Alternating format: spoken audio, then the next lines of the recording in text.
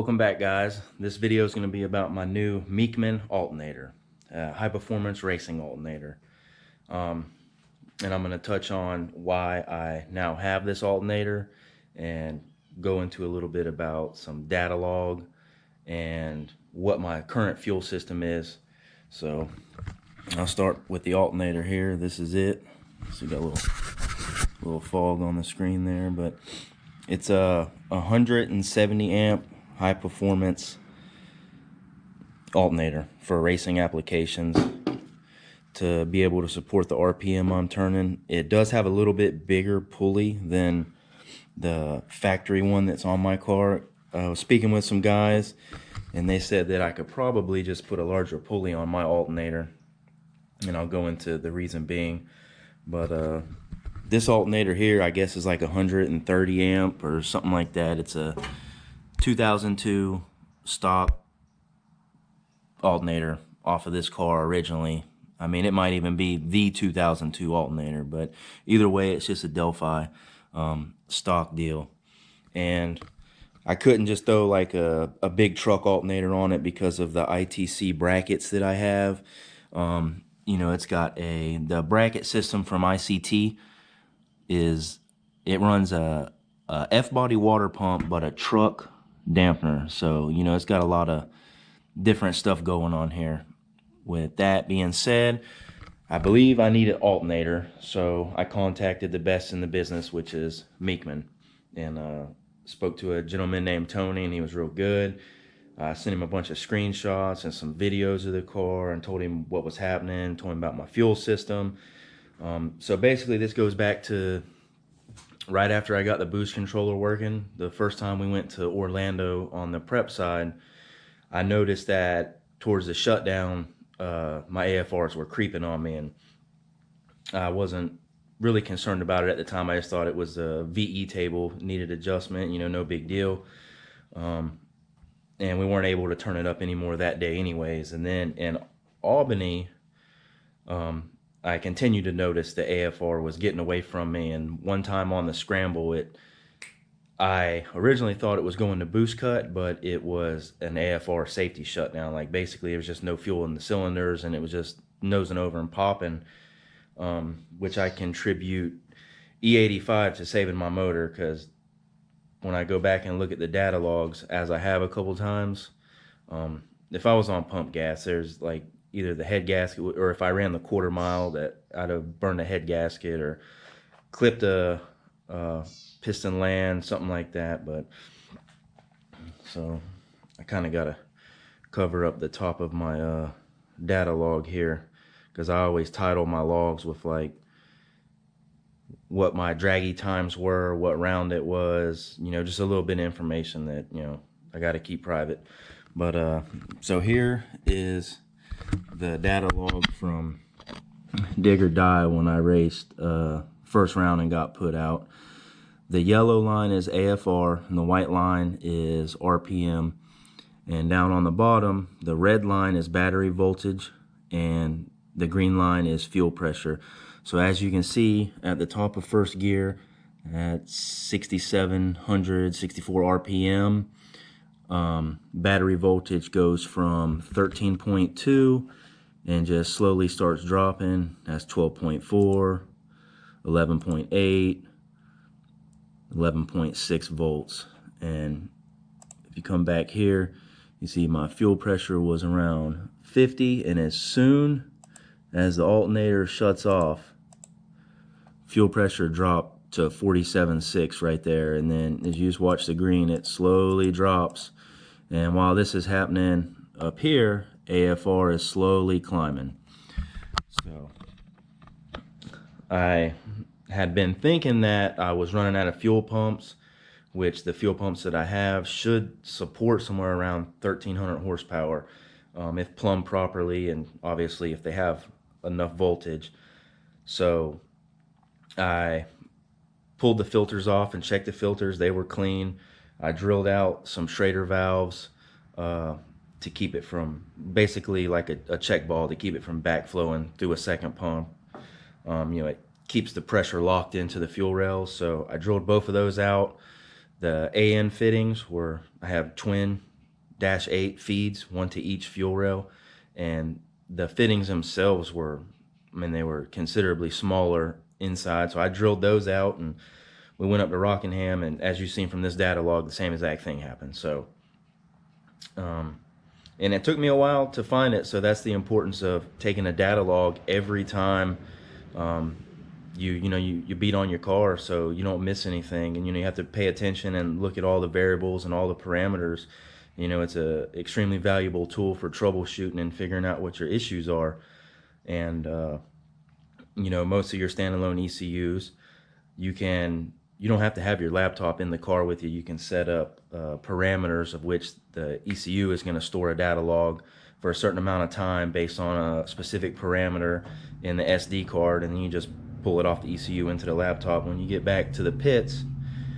But so that's what's going on with the car. I'm gonna get this new alternator put on, and then I have to go knock it over the head with a couple pounds of boost, come back and look at the data logs. I imagine I'm gonna have to mess with my VE table because I band-aided it pretty severely. Like for instance, my VE table goes from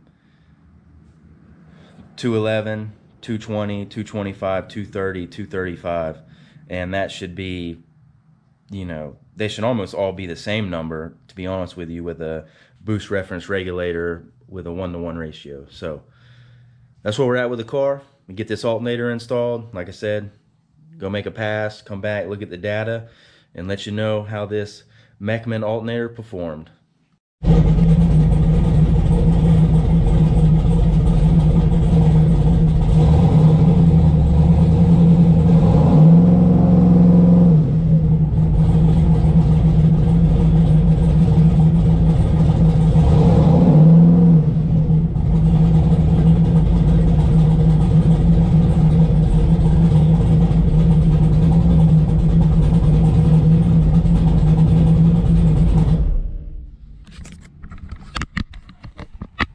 Alright, so the new alternator's on.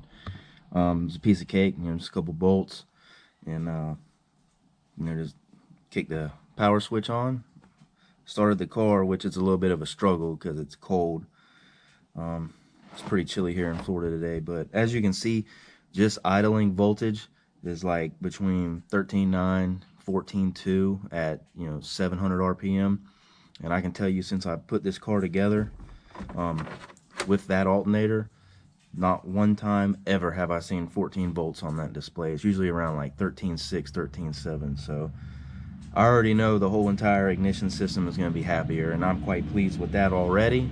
So the only thing that's left to do is go out and take a data log.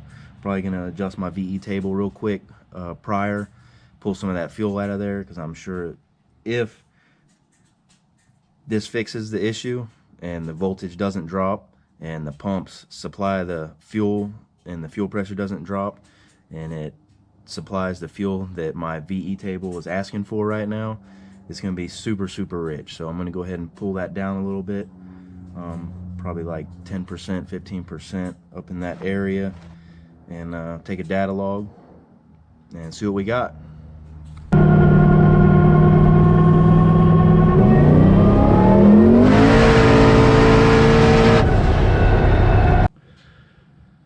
Well, as you can see from that video, the car pulls good, pulls strong. I'm looking over the data here, and I think we're good to go. So a pretty pricey alternator.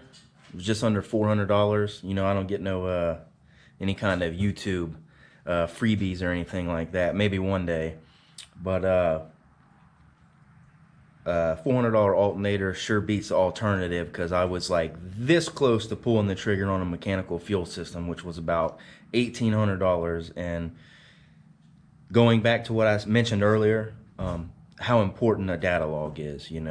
Like you just can't go out there and make a hit without one. It took me a while to find it, but I did eventually see the voltage drop, and we're good to go now. I actually made 2 hits. The video you just seen was the second hit after I made some VE corrections. I pulled like 10% of fuel above 200 kPa and went and made a hit, and it shut the motor off with so much fuel, and I'll show you here. See how well I can get it. So if you see that AFR is 11.9. Let's see if I can get it to focus. And as I start coming over, 11.9, 11.5, 10.7, 10.5, 10.0, and it just shut it off. So I pulled over in the cut out here in the country and shut it down, pulled this data log, looked through it, you know, the importance of a data log again, looked through it and seen that it was just too much fuel, and that's what happened. So I, you know, took this data log and went into the actual tune and adjusted the fuel accordingly, which I'll have to fine tune it one more time, but I can bring that log up and show you, which is the video of the run that you've seen. And so it looks like I still have a little bit of injector as well. So we'll see. It definitely overshot my boost by like 3 pounds. But if you look, like in this area, you see my AFR is 12.1, but my duty cycle is 81. So I'll be able to add some fuel in there and fix that up. 12.0 still, 12.1 at 83, 12.0 at 83, 12.0, and then it started settling back down into some of the higher cells, 11.7, 11.6, 11.8 with 84% duty cycle. So this is great news. I don't have to do a mechanical fuel system. Wasn't looking forward to that at all. So I'll wrap this video up here. You know, thanks again to Mechman alternators. You know, if you're in the if you're looking for an alternator, you know, give those guys a call. Like I said, I spoke with Tony, and he was able to get me set up with something that would work with my ICT brackets. And great guys, sent me a couple of decals too. Like I said, I'm happy with it, and now we got the fuel that we need, so hopefully no more AFR shutdowns when we're racing famous people.